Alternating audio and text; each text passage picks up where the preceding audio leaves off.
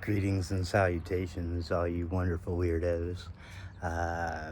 It's Ren once again with a little bit of an unexpected video. I wasn't really planning on making this video, but I kind of felt really compelled to make it. I'm still here. This is like my last full day in the beautiful little town of Merrill, Wisconsin, and I just got back from walking to the store to go get a pack of cigarettes and some water, and I wore this wonderful Ween shirt. It's one of my favorites, "Make America Brown Again" from their 2016 tour. Great little political jokes, here in America. But anyway, apparently, in Merrill, Wisconsin, this shirt will get you all kinds of fucked up attention. Kind of intimidated. I don't feel intimidated, but I think I was meant to feel intimidated. I had one particular person drive by me 3 different times on my walk, just back from the store, not there, just on the way back. He pulled up at the store as I was walking out, and I guess my shirt really fucking offended him, so he had to drive by me menacingly a few times, to, I guess, let me get the picture that, I'm not wanted here or whatever. Which just amuses the fucking shit out of me, man.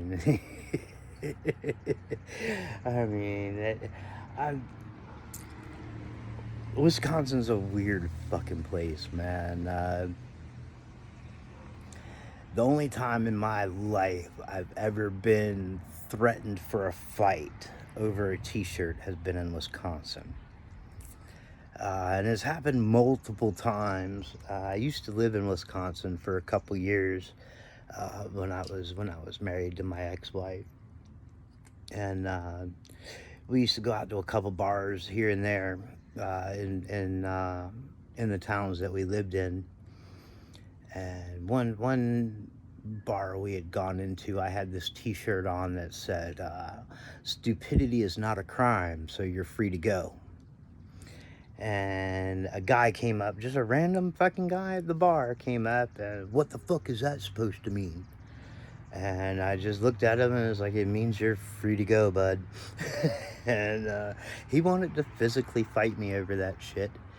And another time, months and months later, we were at a different bar, and I had a tattoo t-shirt on, and this drunk individual thought that it was a band shirt and kept demanding that I tell him what band it was. And I told him it wasn't a band, and he wanted to fight me. But this time it was more amusing than those times. I actually there's this place across the street from the house here that's called the Grandstand. It's like a little ice cream shop, and it was pretty crowded when I went to walk for the store. I had to walk right by it, and there was a family there that had this really fucking cool old fucking black Cadillac. It was like Boss Hogg's Cadillac from Dukes of Hazzard, if you know what I'm talking about, except it was black instead of white. Convertible, everything, same year, like 77, 76, 77. Beautiful car. But as I was walking back from the store, they were riding up towards me, and the woman in the passenger seat had her phone out and was either taking pictures or videotaping me walk down the street, which, I found really amusing, and I think I might have even done a little scat dance for her and smiled at her and made a weird fucking face, because, fuck it, might as well make it good for you, you know what I mean? But it's always kind of,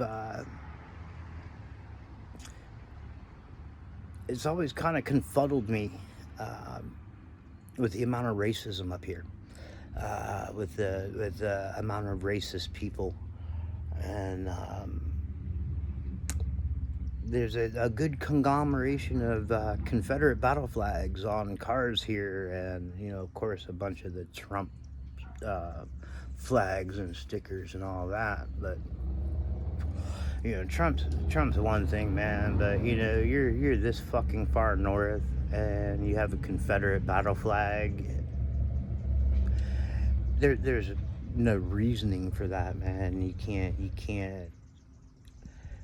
even make the attempt to claim, like some Southerners would do, that it's heritage and not hate, because it's not heritage here. Because the state of Wisconsin wasn't even technically a state during the Civil War, and it was a territory, and it was part of the United States, part of the Union, and they fought on the side of the Union.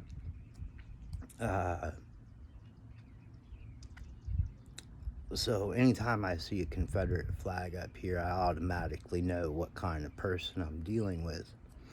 Which, it's good to know right up front, too, So, there's no illusions of who you're dealing with. But, it's amazing to me, especially like in a town like this. I think there's maybe 4 black residents. There's maybe a couple or a few Native Americans. There's actually the further north you get in Wisconsin and stuff, and then even in throughout the state, there's pockets of Native Americans all throughout Wisconsin, which is fucking awesome. When I first moved to Wisconsin, that was really the first time I got to see multiple Native Americans in one place, and it was awe-inspiring. It was great, but I don't understand the racism here. There's not enough people of color here to justify it in any kind of way. There's no justification for it anyway. It's how can you hate somebody based on the color of their skin? That's the most asinine reason ever to dislike a person or a group of people. And it's a sad state in this country that it still goes on like this.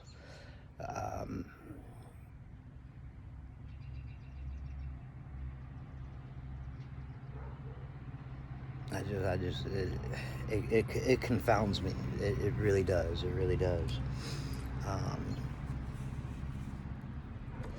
Where I grew up in Virginia, the school I went to for most of my educational career was probably close to about 78% African American, and there's quite a few times that I was jumped by 3 to 5 or 7 guys,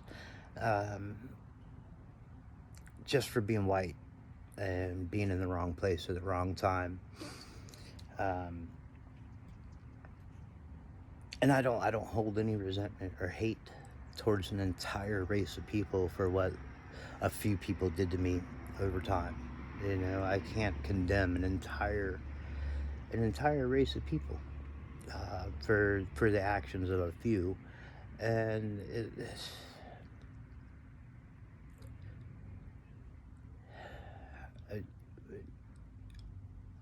I just wish that we could all realize that we're all human.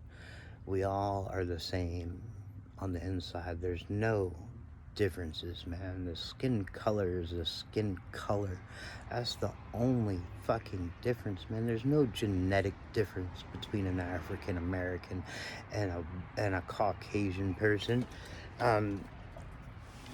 And I mean, of course there's different genetic differences depending on, where you're from and all that, genetic markers, all that stuff. That's not what I'm talking about. You're still a fucking human. I'm still a fucking human. Doesn't matter what fucking color our skin is. It's a deep-rooted issue in this country, and I really wish it wasn't. I wish there was an easy way to get over it, but I know there's not.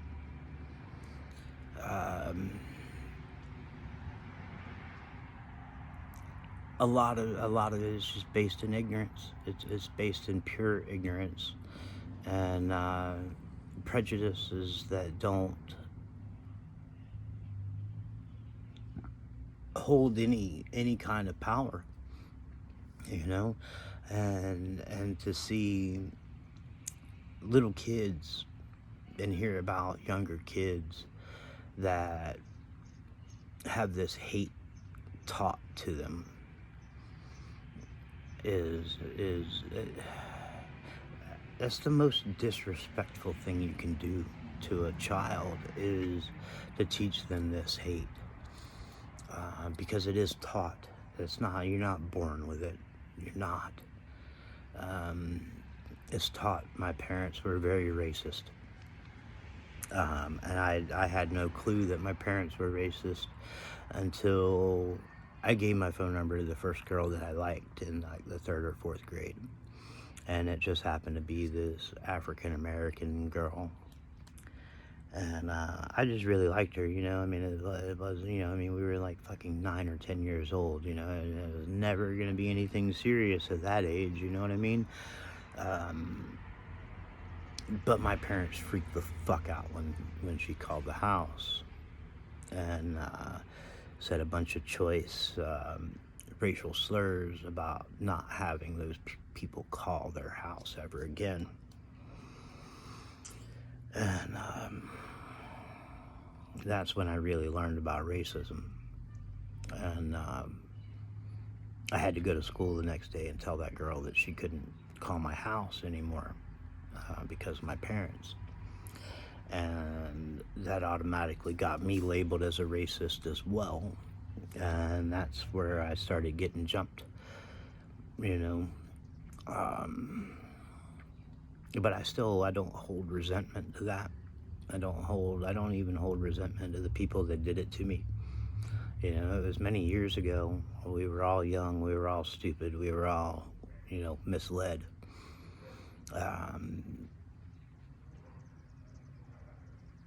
But this is all ploys by the inorganic ones too, to keep us separated, to keep us fighting with each other.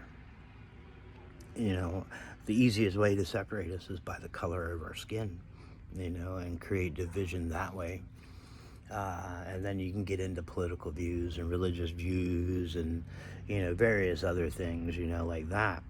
But the easiest way to separate us is by the color of our skin. And they're really devious about how they get us to fight each other about that stuff. I just wanted to take a few minutes and get this off my chest for a minute. Appreciate y'all listening and taking the time to support our channel. We love you much and appreciate every bit of it. Peace. I love you guys.